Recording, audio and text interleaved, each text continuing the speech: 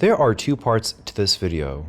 Part 1 is getting the shift cables off of the metal brackets attached to the transmission.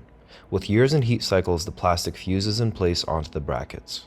Part 2 is disconnecting the ball joint connections at the transmission. See, I broke off all the stuff on the cable itself, the brackets, but that's okay because it's still a ultra uber tight fit back in. Best trick to get these out of the bracket, which as you can see mine has like rusted and is difficult to do. They just grabbed it like this, about 3 rungs down, and then they just pulled it out, and this was enough.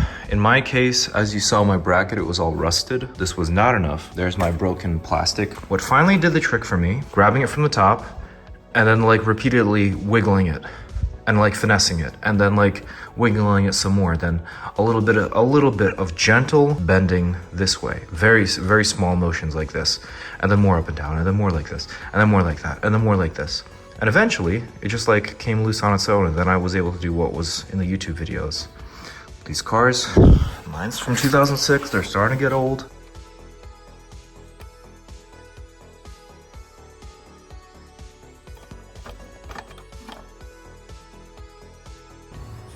The trick is under the car. You get the pry tool over the transmission mount, like so. And you don't try to pry up like this. You do not try to pry against, you just pull up like this, using this lever. Pop right off. Back and forth thingy. We grab on.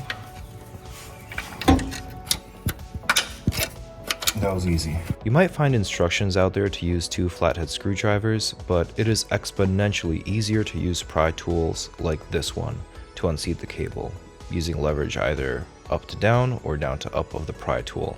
But that's it in a nutshell. Subscribe and like the video if this helped, tune in for more, and thanks for watching. See my full-length video on upgrading to numeric racing cables.